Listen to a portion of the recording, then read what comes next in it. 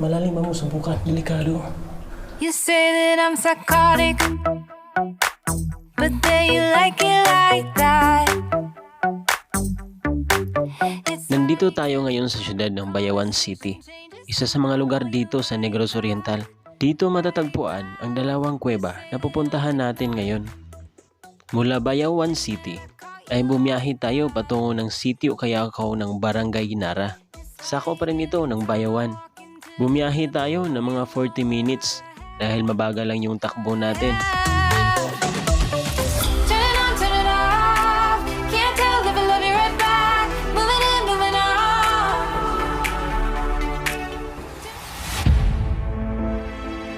Habang papunta kami ng City o Cayacao ay may nakita kaming isang malaking ribulto o tinatawag nila itong shrine ng Bayawan City. Ito ay matatagpuan sa City Umod ng Barangay Maninihon. Makikita mo dito ang ribulto ng isang pare na nakataas ang kanyang dalawang kamay habang nakatalikod sa malaking krus. Sabi ng mga tao dito, ito daw yung historical landmark ng Bayawan City. Kung saan daw noon ay habang nasa kalagitnaan ng misa ang pare, habang nakataas ang kanyang dalawang kamay, ay bigla daw itong pinatay at tinira gamit ang pana. Kaya tinawag nila ang lugar ng Bayawan City dahil sa salitang bayaw na Bisaya na ang ibig sabihin ay itataas.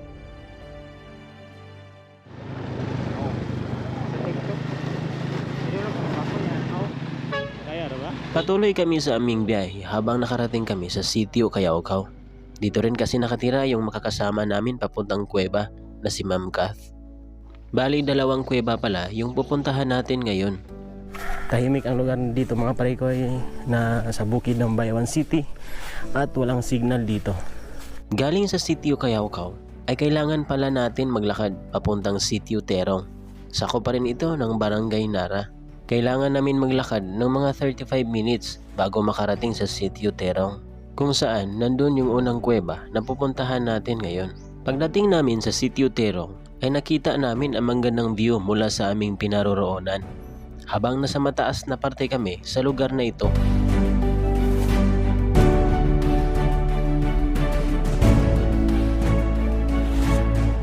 So mula dito tayo dadaan mga parikoy. Papunta doon sa may bahay dyan, tapos papunta doon sa may bundok doon. Nandyan, ano sa dako no? Nandyan daw yung kuweba. Lakad na naman tayo.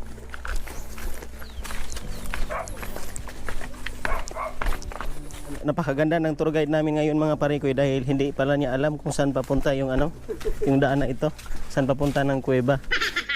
Mula dito ngayon sa kinaroroonan natin, maririnig na natin yung agos ng tubig. So nandito na tayo mga parikoy. Yung kuweba na sinabi natin. May tubig pala dito. So galing doon yung tubig papunta doon. So kinukuhaan ito ng source. Supply ito papunta doon sa mga bahay. Papasok na tayo mga parikoy. Yung isang kasama namin excited na papasok. Kapasok ko na siya mga parikoy. Malit na yung kuweba pero kasya yung tao kapag papasok dito. So ito yung ano niya sa loob.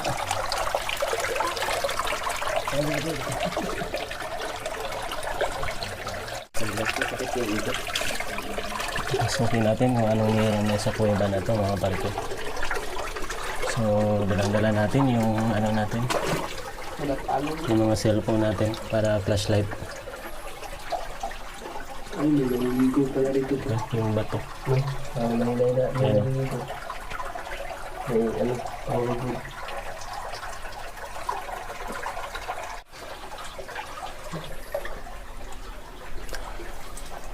Malawak dito sa loob mga parikoy. Kasi siguro dito yung mga apat na tao. Pero hindi ka pwedeng tumayo. Kailangan nakayuko ka kasi medyo maliit lang yung maliit lang yung kuweba.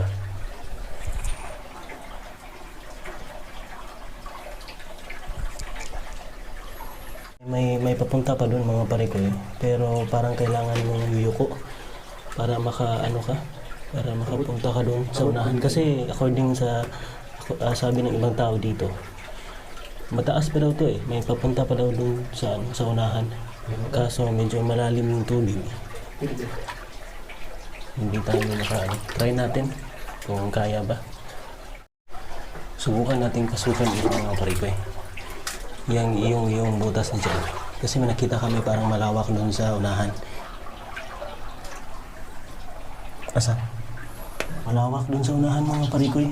Kailangan nating lumusot dito para makapunta doon tayo sa unahan kasi medyo malawak doon mga parikoy. Pero parang mababasa tayo. Naka-short lang kasi kami.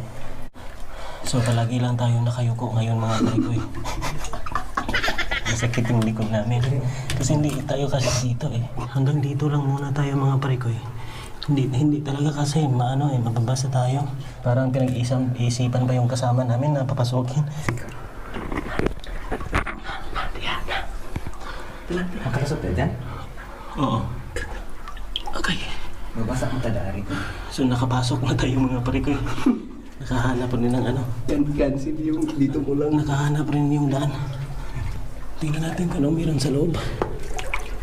Ay, ito. Para kami pinag-ano dito pa rin. Yung kasama namin, ayan. Hawak pala dito mga parikoy. Nakapasok na tayo mga parikoy. At ito yung view sa loob. Akala namin hindi tayo makapasok. Galing parikoy. Napasok natin. Galing doon sa unahan kanina. Ay, ang ganda pa rin ko yun. Maganda yung view dito. Yung stalagmite. Medyo malalim yung tubig. Nakayuko na tayo pero konti lang. Hindi ako dito rin. May sa unahan pa rin malaki. Pero malalim na yung tubig. Nakuha ko. Hinduta na Lapad ka ayaw. Sulay dia. Lalam na dia, lalam. Lalam dia daw. Lalong tayo ito, hindi na pumakting ako. Ano ba, saan ako ulit? Nandito na tayo sa loob ng kuweba mga parikoy ha. So dyan tayo galing kanina. Hanggang ngayon, nandito na tayo. Yung kanina doon sa unang part ng pagpasok natin dito, maligid pa. Pero habang papalayo ka dito, papasok ka ng papasok.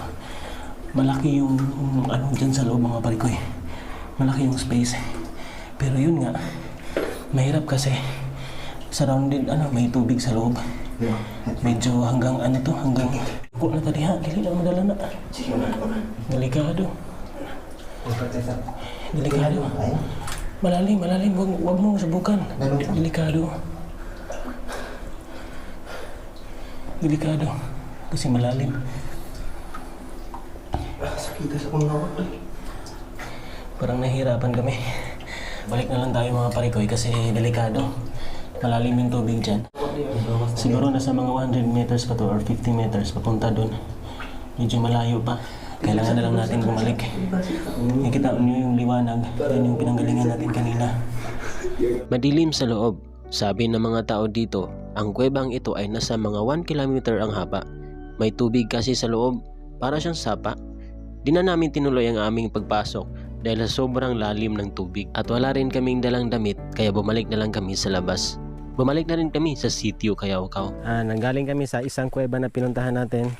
Nandito naman tayo ngayon sa pangalawang kuweba. Dito pa rin yung kuweba sa lugar na to ng sitio Kayawkaw. Kasama pa rin natin si Ma'am Cathy. Siya yung tour guide natin na hindi alam yung saan tayo tutungo. May mga puno dyan sa unahan. Yan yung pupuntahan natin ngayon. Yan yung pangalawang kuweba. Mula dito sa pinaroroonan natin na may mga tubo sa gilid, papasok tayo doon sa may mga maraming puno. Mula dito may makikita tayong mga formation ng mga bato. Tinatawag ito sa Bisaya na igang. Mga malaki itong mga parikoy. Parang bahay kalaki. Ito yung uri ng bato na marami dito sa Bayawan City. Hindi pangkaraniwang bato na nakikita natin. Parang matulis na mga bato pala yung klase ng bato dito. At habang papunta tayo doon sa kuweba na pupuntahan natin ngayon, yung pangalawang kuweba, shout out sa mga subscribers at mga followers natin dito sa Kabalagnan Boys, sa ating YouTube channel ngayon. Hindi na natin isa-isahin dahil marami tayo at marami sila. Shout out sa inyo mga parikoy. Paganda yung channel namin.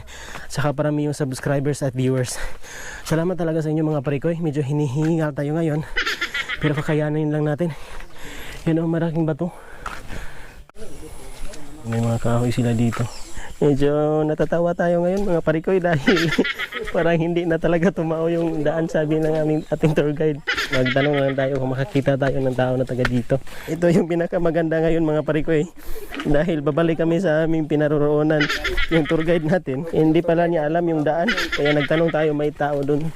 Sabi nila hindi daw ito papuntang kuweba, nandun lang daw sa kabilang daan. Napakaganda talaga, napakadaming alam tong ano natin, daming alam ng tour guide natin ngayon. Buti na lang nagtanong tayo kasi kung hindi pa, nako, baka saan tayo nakaabot. Dito tayo nagkamali mga parikoy, kaya tayo na naligaw. Ito yung daan na sinubay natin. So ito pala yung original papuntang kuweba, may daan dito. Ang problema, dito kasi kami dinala ng aming kasama. Sana totoong daan na to, sana hindi na tayo maligaw. Marami ditong puno ng kape. So parang totoo na nga kasi parang padilim yung paligid dahil sa mga puno. Madali lang pala, hindi pala katulad nung kanina na natalangan tayo na malayo. Yan. Ito yung pangalawang kuweba mga parikoy. Napakalapad at napakalawak ng kanyang ng pultahan. Anong tawag sa pultahan? Matatawag talaga na kuweba. Papasukin natin. Excited na yung tour guide natin kasi tinalang tayo kanina eh. Parang may naririnig akong ng tubig. May naririnig akong lagasak ng tubig. Lawak nga mga parikoy. As usual, meron dito mga tinatawag na stalagmite pa rin. At saka malawak doon. Kita nyo naman yung mga kasama natin doon. Pababa muna tayo. Makita natin kung anong meron talaga sa kuweba na to. Ang napakaganda sa kuweba na to mga parikoy, natawag na Tadloy kung sa Bisaya. Ayan yan yung source of water dito. Doon sa unahan. Tapos dito. So yung mga tao daw dito, sabi ng ating tour guide ngayon, dito sila nagigib ng tubig para may mainom sila. At ito yung pinakamaganda dahil natural yung tubig mga parikoy. Yan nasa loob talaga ng kuweba. Tsaka malawak yung kuweba, parang kasya yung dito. Isang truck siguro na 6-wheelers. Tapos may mga tubig dyan na dumadaloy galing sa ilalim ng kuweba. Napakaganda dito at saka napakalamig. Sobrang sarap, sobrang lamig. Anong sobrang sarap? Ulam ba? Walang alang chemical ata ito kasi talagang nasa ilalim ng kuweba. Hindi katulad ng pinupuntahan natin ng unang kuweba kanina na parang nasa sapa. Tsaka napakalawak dito sa loob. Kahit umuulan man o bumabagyo, hindi ka talaga mababasa dito. Oo nga eh. Tumutulo yung mga tubig galing sa tinatawag na stalagmite. Hindi naman kayo mag-comment kung anong tawag dito. Yung umaagos talaga galing doon papunta dito, tinatawag itong Tadloy sa Bisaya. So hindi ko alam kung anong tawag dito sa Tagalog. Matapos napunta namin ang dalawang kuweba, ay nag-prepare kami para makauwi. Kung ngayon mo lang napanood ang video na ito, baka pwede ka namang mag-subscribe. Again we are Kabalagnan Boys. Hanggang sa susunod na adventure. Maraming salamat sa panonood mga parikoy.